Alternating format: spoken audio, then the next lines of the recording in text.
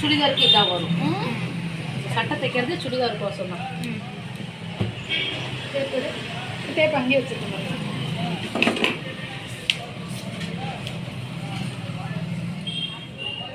இந்த ஷோல்டர் இதுலேருந்தும் ஆம்கோல்லேருந்து இதுலேருந்தும் 14.5 இருக்குது. 14.5னா நம்ம வந்து 1 இன்ச்சு சேர்த்தே வச்சுக்கலாம். அப்போ 16னே வச்சுக்கலாம். 16 ரெண்டாக பண்ண எவ்வளவு 9. பற்றியா நம்ம இருக்கும் போது அந்த படுக்குது பற்றியா.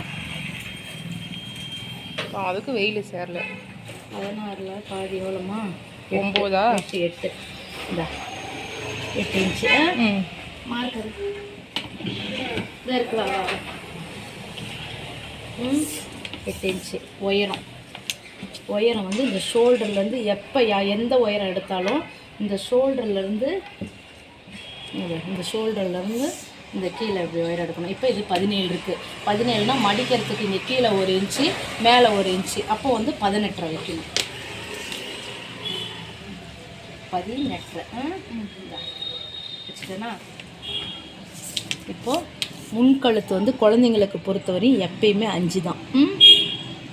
இங்கேருந்து 5, முன்கழுத்து 2, ஷோல்டர் 3. அது எப்படி உங்களுக்கு காட்டுறோம் அப்படின்னா இப்படி திருப்பி இப்படி வச்சிங்கன்னா இப்படி வச்சிங்கன்னா உங்களுக்கு தெரிஞ்சிடும். இங்கே தெரியுதா? தெரியுது. மாறுதா? இதில் வந்து 5.5 வச்சுருக்காங்க. இங்கே பாரு, இது வந்து 2 இன்ச்சு தான். முன்கழுத்து 2 இன்ச்சு தான். ஷோல்டர் மட்டும் கொஞ்சம் சேர்த்து வச்சுருக்குறாங்க. அடுத்தது அவ்வளோதானா. இப்போ நம்ம ஆம்கோல் வந்து கணக்கு எடுக்கணும் அப்படின்னா இங்கே வரி இப்படி வச்சு இங்கே ஒரு பாயிண்ட்டு கீழே வச்சு இப்படி கணக்கு வச்சிங்கன்னா இங்கே வந்து ஆம்கோல் கணக்கு. இப்போ பாக்ஸ் போட்டுக்கிறீங்க. பாக்ஸ் போட்டுக்கிறீங்க. நம்ம கழுத்து எவ்வளோ தேவையோ அவ்வளோ பாக்ஸு இங்கே போட்டுக்கிறீங்க. 4 இன்ச்சு போட்டிங்கன்னா போதும். போட்டுட்டோமா? இப்போ இதுதான் நம்மளோட சட்டையோட அளவு.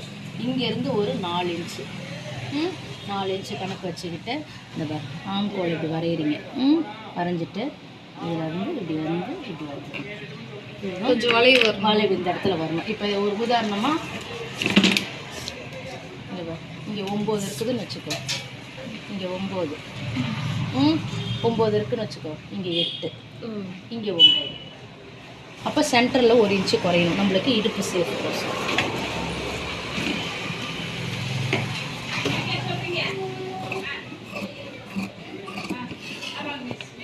இது வந்து எப்படின்னா ஓப்பனுக்கு. இதுதான் உங்களுக்கு சுடிதாரோட அளவு. சுடிதார் இப்படி தான். சுடிதார் கீழே வரையும் போவோம். இது இடுப்போட நின்றுடும் சட்டை. அதுக்கு தான் சட்டை சொல்லித்தரு.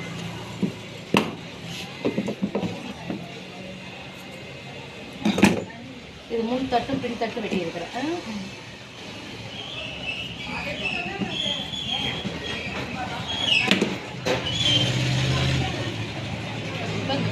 பின் தட்டு இது.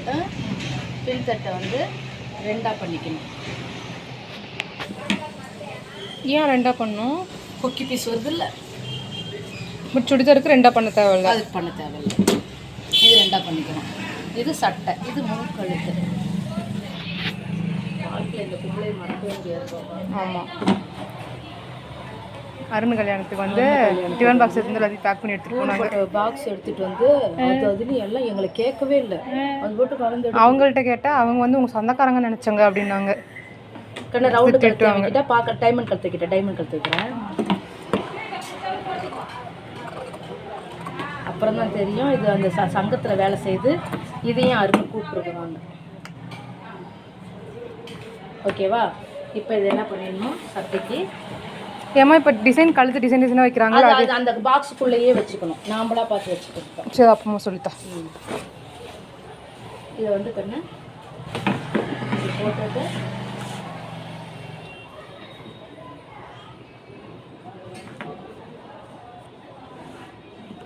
இது எக்ஸ்ட்ராவே வெட்டிக்கிங்க. அடித்து திருப்பினதுக்கு அப்புறம் வெட்டிக்கலாம்.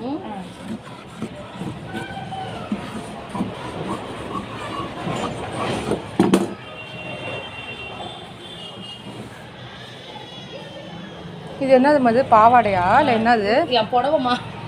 இதை கேட்கலாமா? சட்டை குழந்தைக்கு சட்டை.